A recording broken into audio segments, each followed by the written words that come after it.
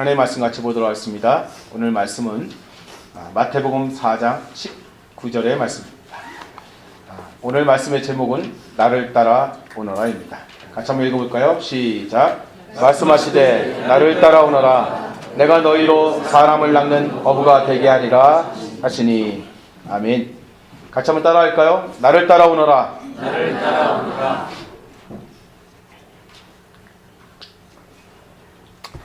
어느 스승이요, 어느 날 제자들을 좀 불러 모았습니다.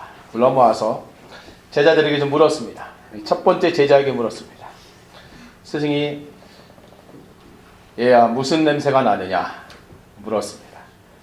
제자가 말하기를 네, 썩은 냄새가 납니다. 그래, 그건 내 마음이 썩었기 때문이니라. 두 번째 제자에게 또 물었습니다. 얘야, 저 하늘의 밤하늘의 색깔이 무엇이냐? 그때 제자가 또 얘기했습니다. 네, 검은색입니다. 그건 내 마음이 검은 탓이로다. 세 번째 제자에게 또 물었습니다. 이 마늘장아찌 간장 맛을 맛보게 해주면서 물었습니다. 스승이 그래, 맛을 보니 무슨 맛이더냐? 제자가 예, 짠 맛입니다. 그래, 그건 네가 짠돌이라서 그런 것이다. 이미 그래서 그 다음에 마지막으로 저 한 제자에게 이 간장 맛을 보라고 또 얘기했습니다. 똑같은 간장입니다. 그때 이 제자가 머리를 조금 굴렸습니다. 그리고 점잖게 말했습니다. 스승님, 간장인데 단맛이 느껴집니다. 이 말을 들은 다른 제자들은요, 탄식하면서 자기들의 이 어리석은 대답을 깊이 후회를 했습니다. 그때 스승이 이 마지막 제자에게 말했습니다. 그래, 그렇다면 제가 참 그래, 그렇다면 한 번에 원샷을 하도록 하거라.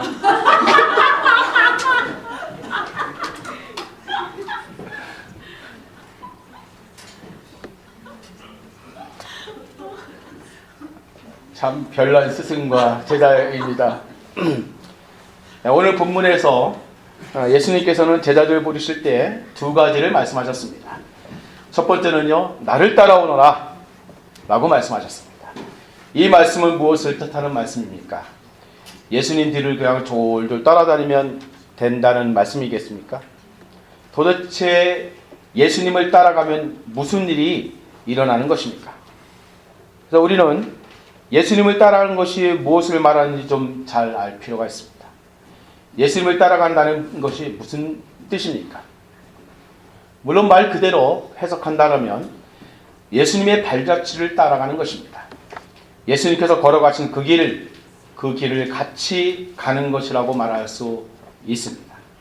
그런데 그것은요, 지금의 우리에게 해당되는 말입니다.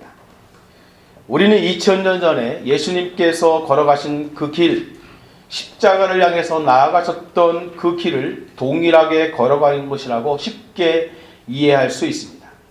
우리도 예수님처럼 살아야 한다는데 그 전제를 이해를 합니다. 하지만 이 말씀을 들었던 그 당시에 이 제자들에게는 쉽게 그런 뜻으로 받아들일 수 있는 상황이 아니었습니다. 그래서 우리는요, 지금의 내 생각이나 내 상식으로 성경을 이해하면 안 될 것입니다. 잘못 해석이 될 수 있기 때문입니다. 그래서 우리는 당시의 상황, 그리고 성경에 있는 모습으로 우리가 들어가 봐야 하는 것입니다. 그러면 그 당시 이 제자들에게는 이 말씀이 무슨 의미가 있었겠습니까? 그리고 예수님께서는 도대체 무슨 뜻으로 이런 말씀을 하셨겠습니까? 예수님과 이 제자들 사이에 동일하게 이 말씀을 통해서 어떤 공감대가 형성이 됐었는지를 여러분 알아야 됩니다. 그것이 무엇이었겠습니까? 나를 따라오너라, 이 말씀은요, 다른 말로는 나에게 배워라 는 뜻을 갖고 있습니다. 내게 배워라. 여러분, 제자들은 3년 동안 예수님을 따라다녔습니다. 그동안 그들은 무엇을 했겠습니까? 그들은 예수님을 통해서 매일같이 배우는 시간을 가졌습니다. 무엇을 배웠겠습니까? 제가 수련회 때 예수님께서 이 땅에서 오셔서 하신 일이 세 가지가 있다고 그때 얘기를 했었습니다. 무엇이었죠? 영어로 하면 좀 더 쉽다 그랬었죠. 첫 번째, preaching. 두 번째, teaching. 세 번째, healing. 예수님은 하나님 나라를 선포하셨습니다. 그리고 하나님 나라를 이루기 위해서 어떻게 살아야 하는지를 말씀을 통해서 가르쳐 주셨습니다. 그리고 하나님의 백성으로 살아갈 수 있도록 몸과 마음과 영을 고쳐 주셨습니다. 여기서 한 가지를 더해서 예수님께서는 사람들이 하나님의 자녀로 살아가는 삶의 모습을 실제적으로 보여주셨습니다. 그래서 이것을 모델링이라고 합니다. 그러므로 제자들은 예수님을 따라다니면서 하나님의 나라를 배운 것입니다. 하나님 나라가 무엇이죠? 하나님께서 통치하시고 다스리는 나라가 아니겠습니까? 그 하나님 나라가 무엇이고 어떻게 이루어지는지를 배운 것입니다. 예수님을 통해서 하나님 나라는 저기 저 하늘, 저 천국에서만 있는 것이 아니라는 것을 그들은 알게 되었습니다.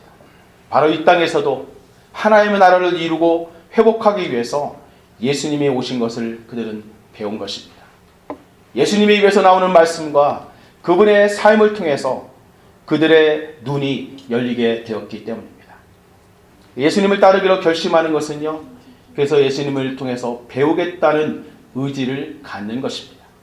그래서 제자는 바로 예수님께 배우는 사람이라고 말을 할 수가 있습니다.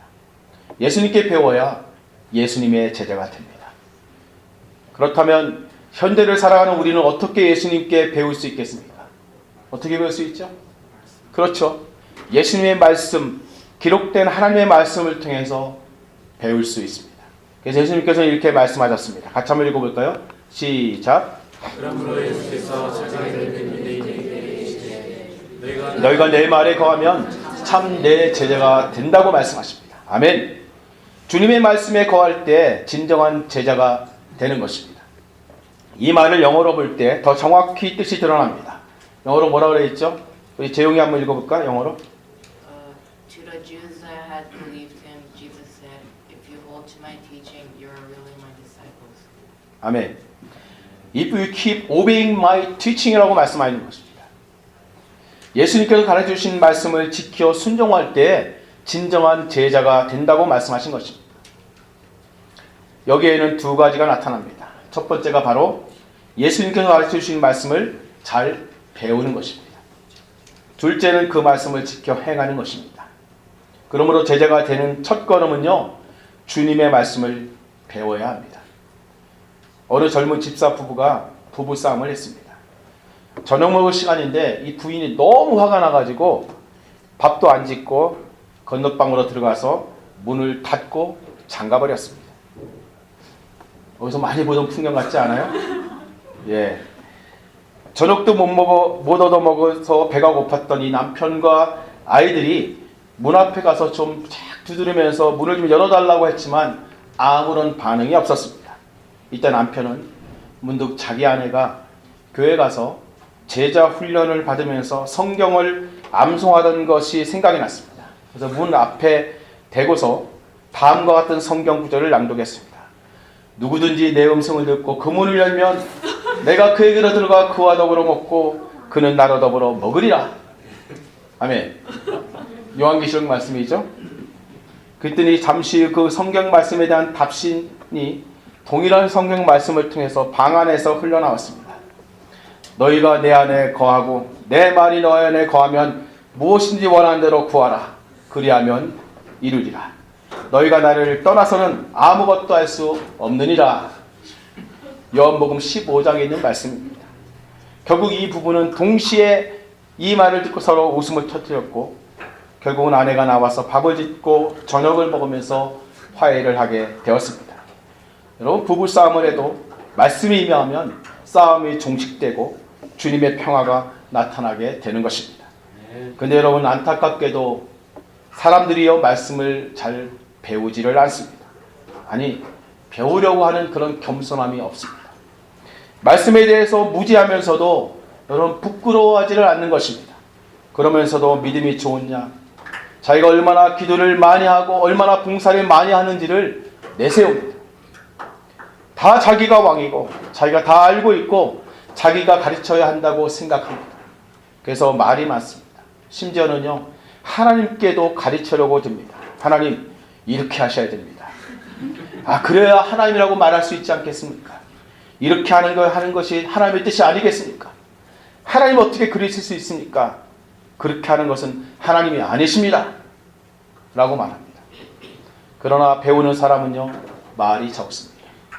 그저 받아들이는 것입니다. 그래서 예수님께서는 내게로 와서 배우라고 분명하게 우리에게 말씀해 주고 계십니다. 같이 한번 읽어볼까요? 시작. 나는 마음이 온유하고 겸손하니 나의 멍에를 배우고 내게 배우라. 그러면 너희 마음이 쉼을 얻으리니. 아멘. 그러므로 여러분, 예수님께 배우는 자가 바로 제자인 것입니다. 그래서 제자는요, 아무나 되는 것이 아닙니다. 예수님께 배워야만 예수님의 제자인 것입니다. 예수님께 배운 제자라야 예수님께서 가신 길을 또한 걸어갈 수 있게 되는 것입니다. 그런데 여러분, 안타깝게도 우리 인간은요, 배우지 못하는 것을 절대로 할 수가 없습니다. 그래서 교육학에서도 자기가 배우지 못한 것과 경험하지 못한 것을 결코 남에게 가르칠 수 없다라고 규정하고 있습니다. 그러므로 예수님께 배운 자야만 제자가 되고 뿐만 아니라 다른 사람을 제자로 가르치고 양육할 수 있는 것입니다. 우리가 일반적으로 음악이나 미술이나 체육 등 이런 예체능 교육을 통해서는 누구로부터 배웠느냐, 어느 스승으로부터 사사를 했느냐가 아주 중요합니다. 왜냐하면 누구로부터 배웠는지가 그 사람의 예술적 기품과 향방을 결정짓고 좌우하기 때문입니다. 스승을 통해서 정신적인 영향을 받고 실력을 전수받을 수 있게 됩니다. 그래서 우리가 예수님의 제자라면 예수님께 배워야 합니다. 아울러서 예수님께 배움을 받는 사람에게서 배워야 합니다. 그래서 사도 바울은 이렇게 선언할 수 있었던 것입니다. 내가 그리스도를 본받은 자 된 것 같이 너희는 나를 본받는 자가 되라. 아멘. 사도 바울은요, 예수님을 만났습니다. 그리고 예수님을 통해서 배웠습니다. 그리고 그 예수님을 닮아가는 사람이 되었습니다. 스승을 통해서 배움을 얻으면 여러분, 그 스승을 닮아가는 것은 자연스러운 현상입니다. 하다못해 그 말투와 몸짓도 닮아갑니다. 논리의 전개도 닮아갑니다. 더 나아가서 그의 삶을 받는 것입니다. 그가 바로 제자입니다. 사도 바울은요, 그런 면에서 예수님을 닮은 제자였습니다. 그래서 그를 통해서 또 다른 제자를 낳은 것입니다. 그래서 우리는요, 배우되 예수님께 배우고 예수님께 배운 사람에게 배워야 합니다. 예수님께 배운 사람이 예수님께서 맡겨주신 양들을 먹이고 칠 수 있는 것입니다. 그래서 예수님께서는 그런 제자들에게 너희도 가서 제자를 삼으라고 우리에게 당부하셨습니다. 같이 한번 읽어볼까요? 시작. 그러므로 너희는 가서 모든 족속으로 제자를 삼아. 여러분이 이 말씀은요, 예수님께 배우고 예수님의 제자가 된 사람들에게 하신 말씀입니다. 아무에게나 하신 말씀이 아니라는 것입니다. 그런데 어떤 사람들 중에는요, 이 말씀을 듣고 그냥 감동을 받아서 열방에 나가서 복음을 전해야 된다고, 또 제자를 삼아야 한다고 열을 통하면서 말을 합니다. 근데 문제는 이 사람이 아직 제자가 안 되었다는 게 문제입니다. 감동은 받고 열은 받았는지 모르지만 예수님께 배우지도 않았고 아직 예수님의 제자가 되지 못했다는 사실을 깨닫지 못하는 것입니다. 제자가 된 사람만이 제자를 양육하고 가르칠 수가 있습니다. 자기가 제자가 아닌데 어떻게 제자를 길러낼 수 있겠습니까? 그런 터무니없는 일들이 그런데 놀랍게도 교회 안에 너무도 자주 일어나고 있습니다. 예수님께서는 모든 족속으로 제자를 삼으라고 말씀하시면서 한 가지 단서를 제공하셨습니다. 이 다음 말씀입니다. 내가 너희에게 분부한 모든 것을 가르쳐 지키게 하라. 예수님께서 분부한 것을 가르치라고 말씀하셨습니다. 예수님께서 분부하신 것이 무엇입니까? 영어로 보면 이렇게 말씀합니다. Teach these new disciples to obey all the commands. 한마디로 주님의 말씀입니다. 주님께서 말씀하신 모든 교훈이라는 것입니다. 여러분, 이것을 가르칠 뿐만 아니라 지킬 수 있도록 훈련하라는 것입니다. 그래서 예수님께로부터 배우고 훈련받고 가르침을 받는 것이 없이는 여러분 전할 수가 없게 됩니다. 받은 것이 없는데 어떻게 전할 수 있겠습니까? 그래서 여러분 배워야 하는 것입니다. 그런데요, 안타깝게도 오늘날의 교회에서는 제자가 되지 않고 재직이 먼저 됩니다. 제자가 아니어도 직분자가 됩니다. 그래서 목사가 되고 장로가 되고 권사가 되고 집사가 됩니다. 결국 그래서 문제가 일어나는 것입니다. 사람들에게 제자가 아니어도 직분자가 될 수 있구나 하고 직분을 쉽게 여기게 만듭니다. 그래서 오늘날 교회의 불행이 시작되었습니다. 제자가 되지 않고도 직분자가 될 수 있다는 사실이 곧 교회의 불행이 되었습니다. 요즘 여러분 교회에서 떠드는 말이 있는 거 혹시 아십니까?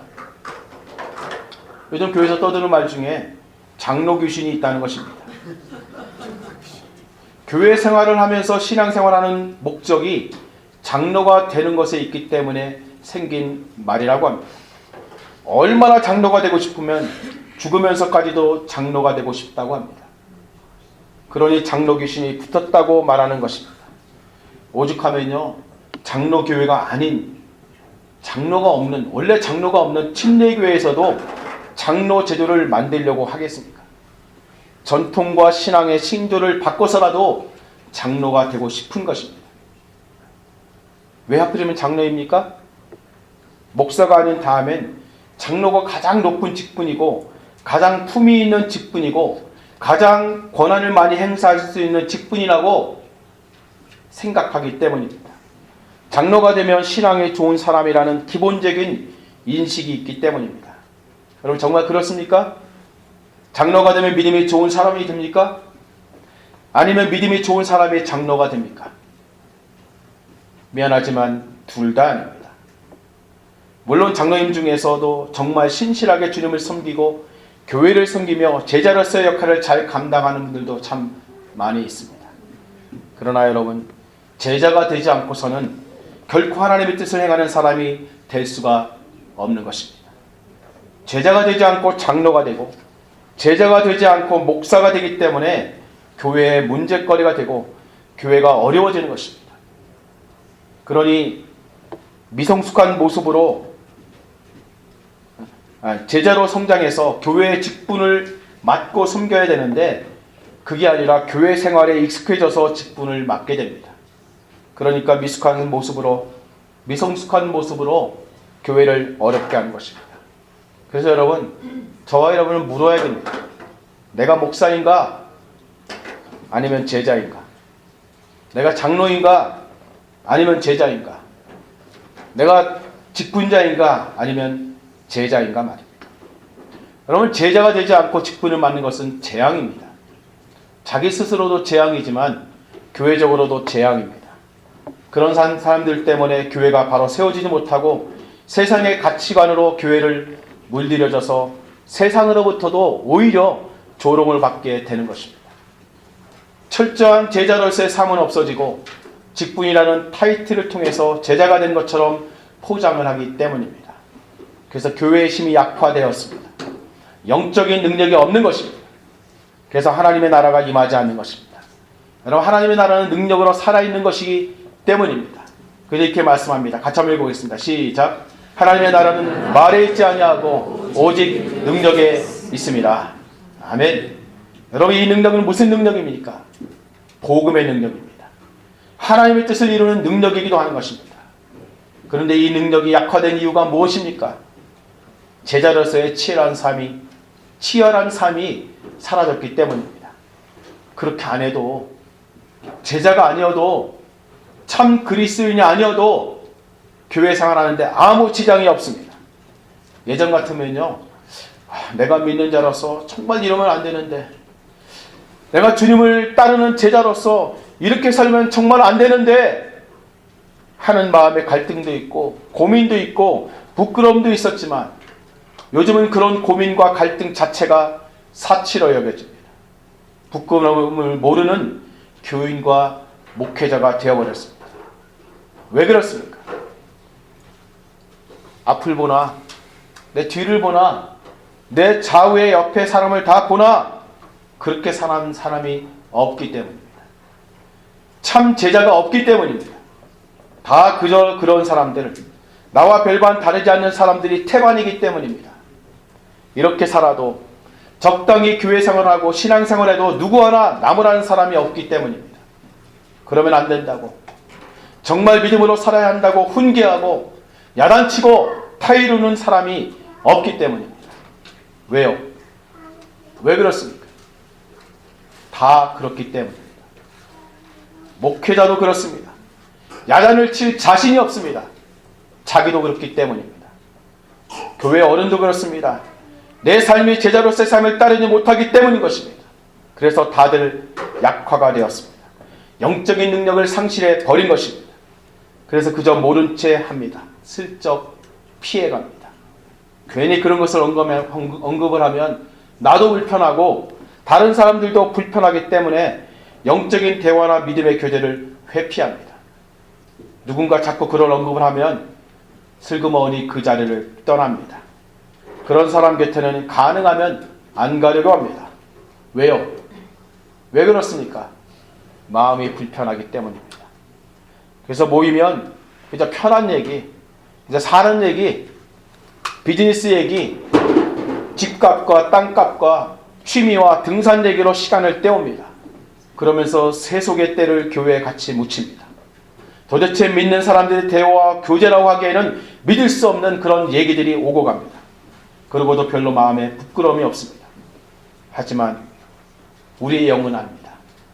우리의 영이 느끼는 것입니다. 아, 이게 아닌데 뭔가 가슴을 채울 수 있는 생수와 같은 그런 교제가 있을 텐데 하면서 허전해합니다. 영적인 교제에 대한 갈망함이 있지만 용기가 없습니다. 도무지 방향과 갈피를 잡지 못하는 것입니다. 왜 그렇습니까? 제자가 되지 않았기 때문입니다. 아니, 제자가 없기 때문입니다. 이것이 오늘날의 교회입니다. 제자가 없는 교회, 제자를 길러내지 못하는 교회, 제자가 무엇인지 모르는 교회, 이것이 오늘날의 교회의 실체입니다. 그러면 도대체 왜 교회가 존재합니까? 제자를 길러내지 못하는 교회가 무슨 필요가 있습니까? 이 비극을 이겨내야 비로소 교회가 그 존재의 목적이 살아나는 것입니다. 교회는 제자가 필요합니다. 무늬만 제자가 아니라 정말 주님을 배우는 제자, 주님께 배운 제자를 통해서 제자로 훈련받는 제자가 필요한 것입니다. 예수님께서는요, 제자를 부르시면서 나를 따라오너라 라고 말씀하신 후에 두 번째로 그 목적을 또한 우리에게 말씀해 주셨습니다. 내가 너희로 사람을 낚는 어부가 되게 하리라 하고 말씀합니다. 이 말씀을 우리는 종종 전도하는 것으로 해석하기도 합니다. 맞습니다. 예수님께서도 전도를 통해서 복음을 전하시고 사람들을 하나님께로 인도하셨습니다. 제자들 또한 복음을 전함으로 사람들에게 하나님께 대한 믿음을 심어주고 천국 백성을 만들어 갔습니다. 그러나 이 말씀의 더 중요한 의미는 다른 데 있습니다. 앞서 말씀하신 나를 따라오너라, 이 말씀과 깊은 연관이 있기 때문입니다. 앞서 예수님을 따르는 것이 바로 예수님께 배우는 것이고 그것이 곧 제자가 되는 것이라고 말씀드렸습니다. 제자가 되어야만 사람을 낚을 수 있는 것입니다. 이 말은요, 제자가 제자를 낳을 수 있다는 말인 것입니다. 사람을 낚는다는 이 말은 곧 사람들을 제자로 양육할 수 있다는 뜻인 것입니다. 결국 예수님께서는 어떻게 제자가 될 수 있는지를 통해서 어떻게 제자를 양육해낼 수 있는지를 가르쳐 주신 것입니다. 어느 95세 노인의 숙이라는 글이 있습니다. 실제 95세가 되어서 그분이 고백으로 적은 글입니다. 이것은 신앙적인 내용은 아닙니다. 그분이 이렇게 고백했습니다. 나는 정말 젊어서 열심히 일했습니다. 그 결과 실력을 인정받았고 존경을 받았습니다. 그 덕에 65세 때 당당한 은퇴를 할 수 있었습니다. 그런 내가 30년 후인 95살 생일 때 얼마나 후회의 눈물을 흘렸는지 모릅니다. 내 65년의 생애는 자랑스럽고 떳떳했지만 이후 50년의 삶은 부끄럽고 후회가 되고 비통한 삶이었습니다. 나는 퇴직 후 이제 다 살았다. 남은 인생은 그냥 덤이다라는 생각으로 그저 고통 없이 죽기만을 기다렸습니다. 덧없고 희망이 없는 삶, 그런 삶을 무려 30년이나 살았습니다. 30년의 시간은 지금 내 나이 95세로 보면 3분의 1에 해당하는 기나긴 시간입니다. 만일 내가 퇴직을 할 때 앞으로 30년을 더 살 수 있다고 생각했다면 난 정말 그렇게 살지는 않았을 것입니다. 나는 지금 95살이지만 정신이 또렷합니다. 앞으로 10년, 20년을 더 살지 모릅니다. 이제 나는 하고 싶었던 어학 공부를 시작하려고 합니다. 그 이유는 단 한 가지, 10년 후 맞이하게 될 105번째 생일날 95세 생일 때 왜 내가 아무것도 시작하지 않았는지 후회하지 않기 위해서입니다. 말씀을 마무리하겠습니다. 성도 여러분, 어떤 사람이 제자입니까? 어떤 사람이 제자이죠? 배우는 사람입니다. 나이가 들어도 배우지 않는 사람은 미안하지만 제자로서의 성장을 멈춘 것입니다. 이 세상 어느 누구도 배우지 않아도 될 사람은 아무도 없습니다. 죽어서 무덤에 들어갈 때까지 주님으로부터 배우지 않으면 영적 어린아이일 뿐입니다. 아무리 많은 학식과 직식을 학위를 가지고 있는 사람이라 할지라도 말씀을 배우지 않는다면 그는 여전히 영적 어린아이일 뿐입니다. 그래서 저는 성도 여러분에게 강하게 권고합니다. 여러분, 제자가 되시기 바랍니다. 주님의 제자가 되시길 갈망하기를 바랍니다. 어떻게 해요? 주님께 배워야 합니다. 주님의 제자를 통해서 또한 배워야 합니다. 제자 교육과 훈련은요, 반드시 스승이 필요합니다. 물론 직접적으로 예수님께 배우는 것이 가장 좋습니다. 그러나 주님께 배우기 위해서는 좋은 가이드를 만나야 합니다. 주님께 배울 수 있도록 안내해주는 좋은 교관, 좋은 조교를 만나는 것은 아주 중요합니다. 여행을 할 때 좋은 가이드를 만나면요, 멋진 추억을 남길 수 있고 알차고 뜻깊은 여행을 할 수 있듯이 예수님의 제자가 되기 위해서 좋은 가이드를 만나면요, 곁길로 가지 않고 주님을 향해서 바로 나아갈 수 있도록 큰 도움을 받을 수 있게 됩니다. 그러기 위해서는 먼저 배우려는 의지가 필요합니다. 하나님의 말씀을 배우려는 갈망이 있어야 합니다. 배우겠다는 겸손함도 필요합니다. 뿐만 아니라 대가 지불에 대한 각오도 필요합니다. 시간을 드리고 마음을 드리고 삶을 드려야 합니다. 그러면 제자로서의 그 발걸음이 시작이 될 수가 있습니다. 그래서 저는 그동안 깊은 고민과 기도 속에서 2015년 한 해는 우리 교회에 속한 모든 성도들이 예수님의 진정한 제자가 되는 길을 선택해 갈 수 있도록 강하게 도전하고 그 방향으로 이끌어 가려고 합니다. 그러기 위해서 앞으로 몇 주 동안은 제자에 관한 말씀을 전할 것입니다. 오늘은 사실 첫 번째로 누가 제자인가 하는 것입니다. 바로 주님께 배우는 자입니다. 그리고 다음 주부터는 왜 제자가 되어야 하는가?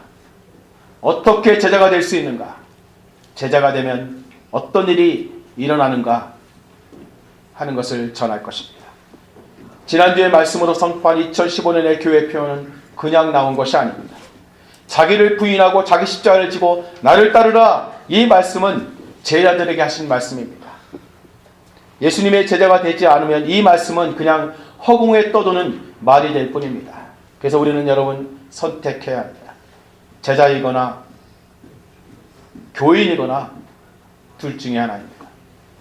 주님을 따르는 사람이 되거나 교회 생활하는 사람이 되거나 헌신자가 되거나 방관자가 되거나 주님의 종이 되거나 나 자신의 종이 되거나 하는 것입니다. 이 말씀을 준비하며 저는 이런 고민을 했습니다. 그렇다면 저는 주님의 제자인가? 저는 그동안 당연히 그렇다고 생각해왔고 그런 삶을 살고 있다고 자부해 왔었습니다. 근데 정말 그런가 하고 스스로에게 자문을 계속하게 되었습니다. 내 핏줄과 뼛속까지 정말 주님의 제자로 살고 있는가? 그런 면에서 많은 부끄러움을 갖게 되었습니다. 이 치열한 고문을 통해서 저 역시 주님의 제자로 새롭게 거듭나려고 합니다. 다시 주님 앞에 서려고 합니다.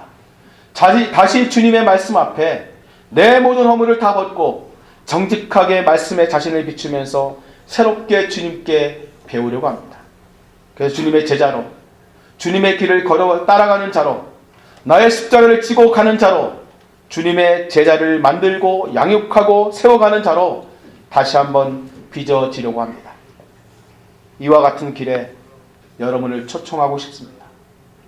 함께 이 길을 걸어갈 수 있는 주님의 참된 제자들이 될 수 있기를 바랍니다. 우리 주님의 제자가 됩시다. 주님의 제자가 되어서 또 다른 사람을 제자 삼을 수 있는 그런 능력이 있는 믿음의 제자들이 됩시다. 2015년 이 한 해 동안 제자가 되기 위해서 주님께 배우며 그 길을 함께 같이 걸어가는 저와 여러분이 될 수 있기를 주님의 이름으로 축원합니다. 같이 한번 기도하겠습니다.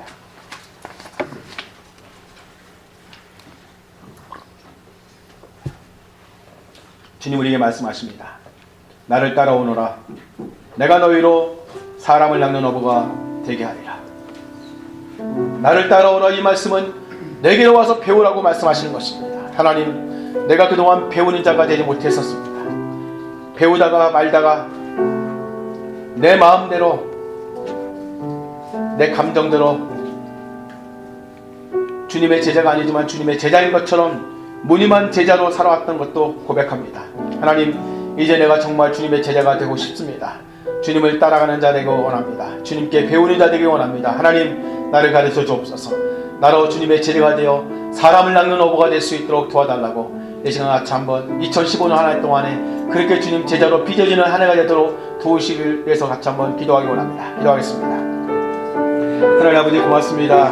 오늘도 주님께서 말씀하신 것처럼 나를 따라오너라. 내가 너희로 사람을 낚는 어부가 되게 하라고 말씀하신 주님, 주님께 배우는 자가 주님의 제자인 것을 믿습니다. 하나님, 내가 주님께 그동안 배우는 자가 되지 못했음을 고백합니다. 내가 제자가 되지 못했음을 고백합니다.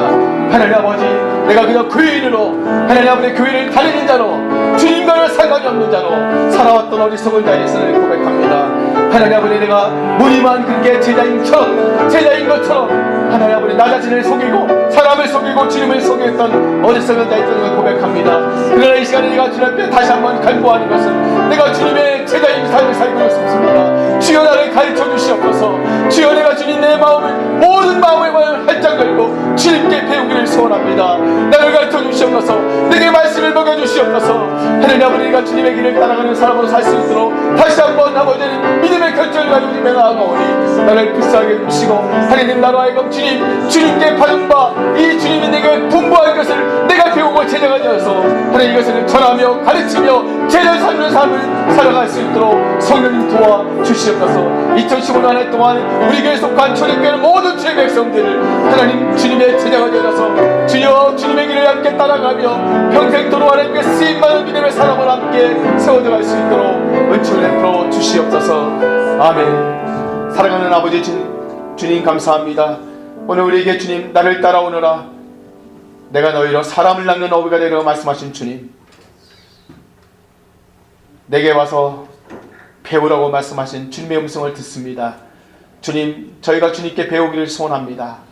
지금껏 저희가 주님 앞에 배우려고 하지 못했던 저희의 나태함과 어리석음을 용서해 주시고 주님, 주님께 배우는 자로 나아가오니 주여 우리를 받아주시고 우리의 심령 가운데 주의 말씀을 불어넣어 주시고 주님의 제자된 삶을 살아갈 수 있는 믿음의 백성들로 다시 한번 세워질 수 있도록 은총을 베풀어 주옵소서. 하나님, 주께서 우리에게 당부하셨던 것처럼 우리가 주님의 제자가 되어져서 주님께서 우리에게 분부한 것을 가르쳐 지키게 하시고 주님 제자를 낳는 주의 백성들로 다시 한번 세워져가는 이번 2015년 한 해가 되도록 성령님 도와주시옵소서. 우리를 가르쳐 주옵소서. 주여, 저희가 겸손하고 배우기를 원합니다. 우리로 2015년 한 해 동안에 다시 한번 새롭게 믿음의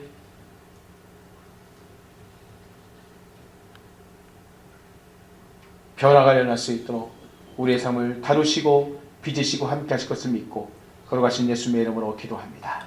아멘.